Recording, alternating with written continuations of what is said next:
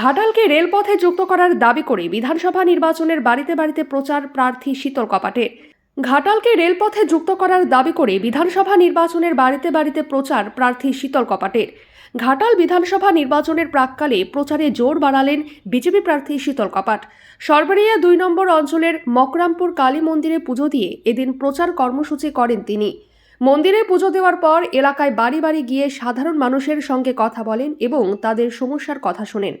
পাশাপাশি আসন্ন নির্বাচনে বিজেপির পক্ষে সমর্থন চেয়ে জনসংযোগ চালান শীতল কপাট। এদিনের প্রচারে দলীয় কর্মী সমর্থকদের উপস্থিতি ছিল চোখে পড়ার মতো। স্থানীয়দের সঙ্গেও প্রার্থীর সরাসরি যোগাযোগে ইতিবাচক সাড়া মিলেছে বলে দলীয় সূত্রে দাবি।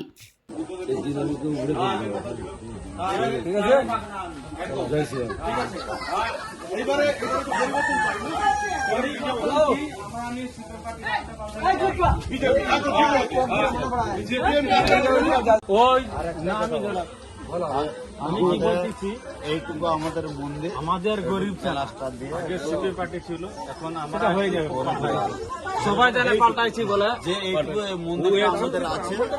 এইটুকু মানে এরকম হয় আমাদের কেন এরকম হবে? সরকার হলে উন্নতি হবে। আমরা একমাত্র দল যে আদিবাসী সমাজকে দাদা ভাইদেরকে শ্রদ্ধা করি মন থেকে। দেশের রাষ্ট্রপতি আমাদের দেশের প্রধানমন্ত্রী নরেন্দ্র মোদীজি দ্রৌপদী মুর্মুকে বানিয়েছে।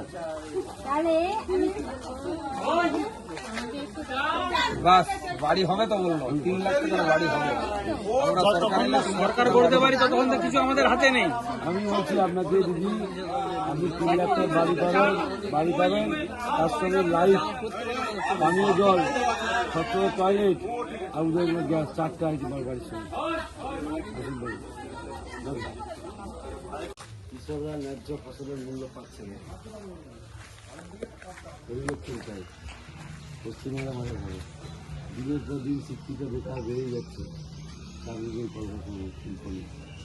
পরিবর্তন হওয়ার সঙ্গে সঙ্গে যেমন মায়েরা 3000 টাকা হওয়ার প্রতি মাসে মাসে 1 মাসের মধ্যে দিতে শুরু করবে, তেমনই মোদীজি বলেছেন 1 বছরের মধ্যে পশ্চিমবঙ্গের শিল্পকাজ শুরু হবে।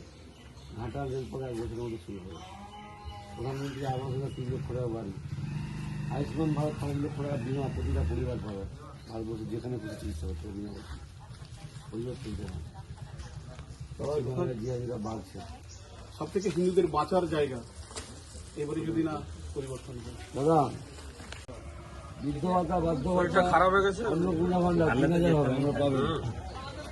মোদীজির গ্যারেন্টি।